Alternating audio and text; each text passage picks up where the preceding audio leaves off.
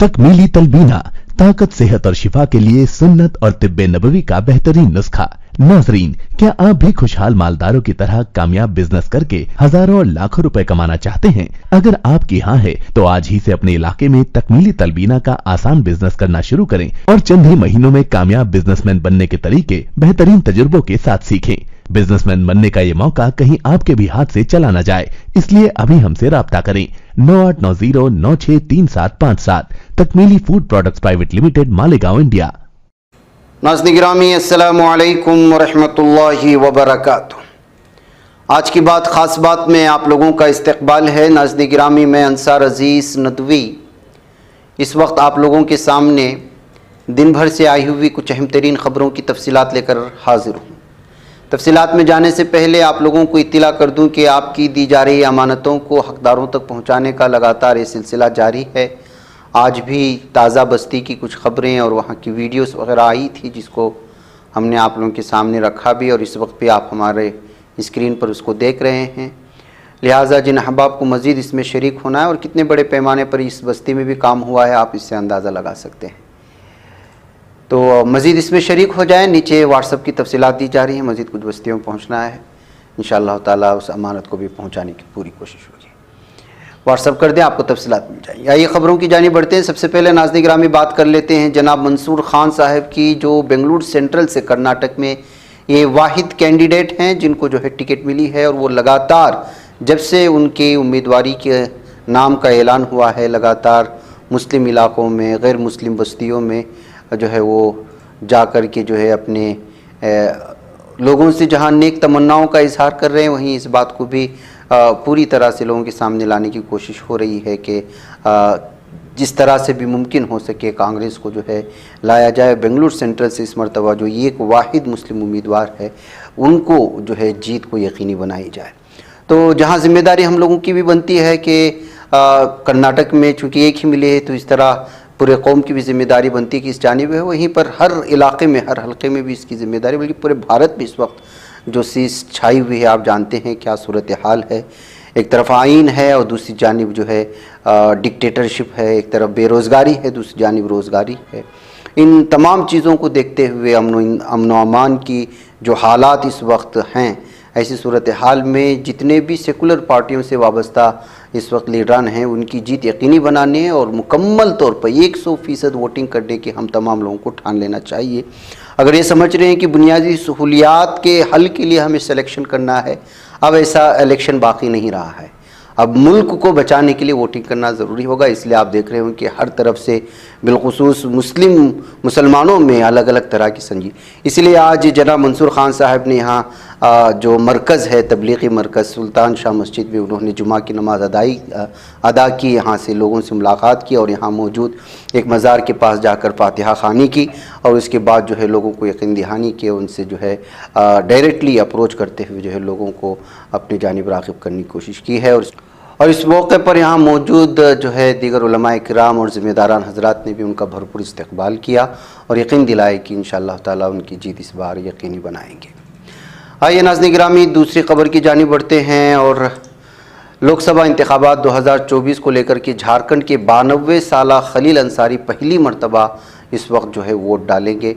इस तरह की खबर इस न्यूज़ के साथ आ रहा है। 18वें लोकसभा के लिए हो रहे इंतखाबात में हक़ राय दही का इस्तेमाल करें। इनका नाम अभी तक वोटर लिस्ट में शामिल नहीं हो पाया था।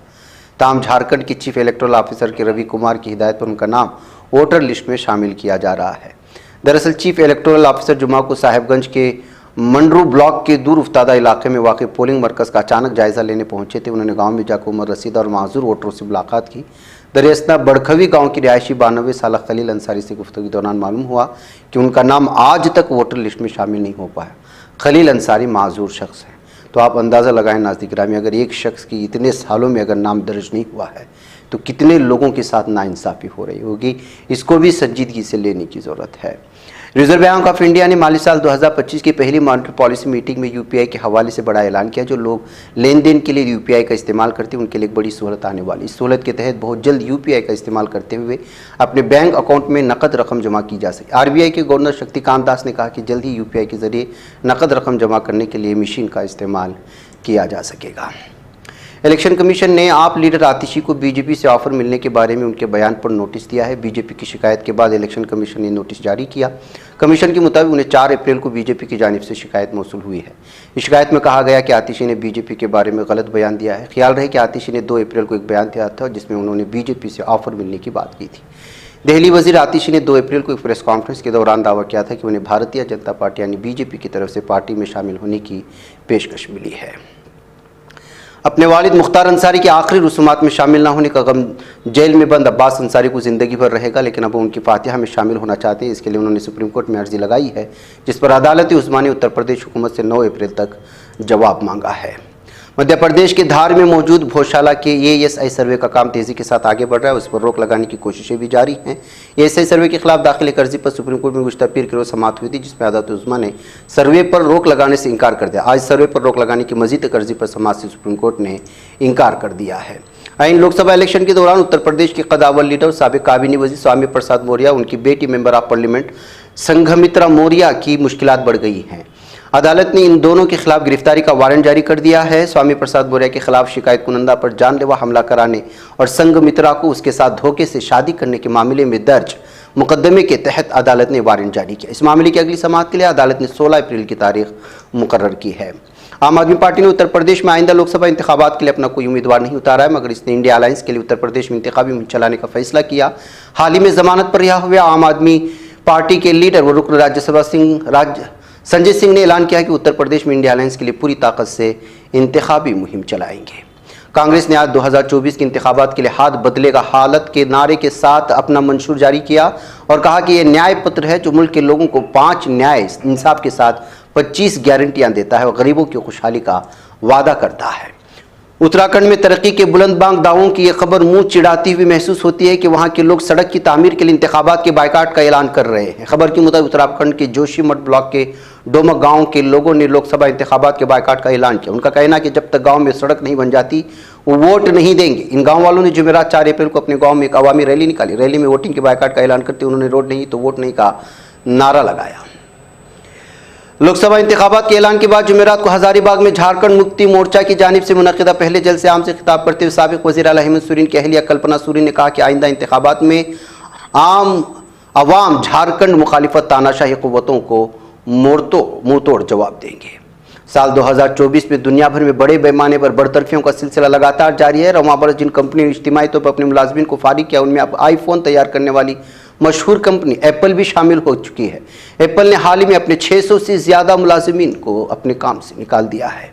दिल्ली के साबिक़ नायब वज़ीर आला और आम आदमी पार्टी के लीडर मनीष सिसोदिया ने जेल से खत लिखा है। अपने असम्बली हल्के के अवाम के नाम तहरीर करदा इस खत में उन्होंने वज़ीर आला अरविंद केजरीवाल की तारीफ़ की है। उन्होंने कहा कि मुझे खुशी है कि अरविंद केजरीवाल की क़यादत में दिल्ली में तालीम का इनक़िलाब आया है। लोकसभा इंतखाबात 2024 की तारीखों के ऐलान के बाद से उत्तर प्रदेश में तमाम पार्टियों ने अपनी अपनी इंतखाबी मुहिम शुरू कर दी। इस दौरान काबीना के वज़ीर ओम प्रकाश राजभर के बेटे अरविंद राजभर का एक वीडियो सामने आया। यूपी की घोसी सीट से एनडीए उम्मीदवार अरविंद राजभर ने नाराज बीजेपी कारकुनान के कदमों पर गिरकर माफ़ी मांगी। उसकी वीडियो सोशल मीडिया पर वायरल हो रही है। मरकजी वज़ीर दिफा राजनाथ सिंह ने जुम्मा को कहा कि यकसा सिविल कोड UCC को लागू करना मोदी हुकूमत का अहद है। उन्होंने अपोजिशन पर इल्ज़ाम लगाया कि इस मामले पर मुल्क को गुमराह करने की कोशिश कर रहे हैं। जुम्मा को network 18 group editor in chief Rahul Joshi से बात करते हुए राजनाथ सिंह ने कहा कि मैं पहले कह चुका हूं कि मंशूर के अलावा हमारा आज़म है कि हम चाहते हैं कि यकसा सिविल कोड को लागू किया जाए। ताइवान में 7.2 शिद्दत के ज़लज़ले में जान की बाजी हारने वालों की तादाद 12 को पहुंच चुकी है। अक़वाम मुत्तहिदा की इंसानी हुकूक काउंसिल ने इसराइल की शदीद हमलों की ज़द में होने वाले गज़ा में फौरी जंगबंदी का मुतालबा करने वाली मुसवदा करारदाद की मंजूरी दे दी है। रूस वज़ारत दिफा ने कहा कि यूक्रेन ने 53 ड्रोन तैयारों के साथ रूसी ज़मीन पर हमला किया है। वज़ारत दिफा ने जारी करदा बयान में कहा कि कैफ इंतज़ाम में गुज़श्ता हफ्ते और 5 अप्रैल को सुबह रूस की ज़मीन पर तैयारा टाइप ड्रोनों के साथ दहशतगर्दाना हमलों की कोशिश की है। नेटो के अरकान यूक्रेन को रूसी बैलिस्टिक मिसाइलों से बचाने के लिए इजाफी फ़िज़ाई दिफाई निज़ाम फराहम करने की कोशिश करें। फैसला नेटो की 75वीं सालगिरह के मौके पर मुनाकिदा सरगर्मियों के दरमियान किया गया। अमेरिका ने वर्ल्ड सेंट्रल किचन WC के नामी बैनुल-अक़वामी इमदादी तंजीम के कारकुनों के कत्ल के दिन इसराइल को नई अस्करी इमदाद की मंजूरी दे दी है।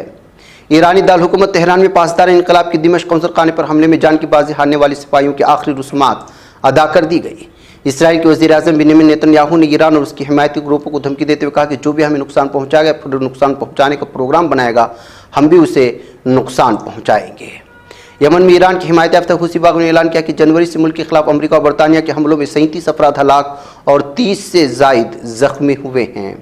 जालिम दहशतगर्द इसराइल में 28 आला अहदेदारों ने वज़ीर नेतन्याहू की बरतरफी के लिए सुप्रीम कोर्ट में दरख्वास्त दायर कर दी है कि इस दहशतगर्द को निकाल बाहर किया जाए। नाज़रीन गिरामी, आज की बात खास बात में इतना ही। इंशाल्लाह फिर आप लोगों से मुलाकात होगी। मुझे इजाज़त दें। अस्सलामु अलैकुम रहमतुल्लाहि व बरकातुहू। ये चैनल हक निगर बन कर कुचल देता है फितनों को, अगर गंदी हो पॉलिसी तो मरते देख कितनों को। इसी बाजार में बिकते हुए देखा है सपनों को, सभी यकसां है ये पैगाम दो गैरों को अपनों को। वतन अहले वतन का है गुले बेखार सीधी बात।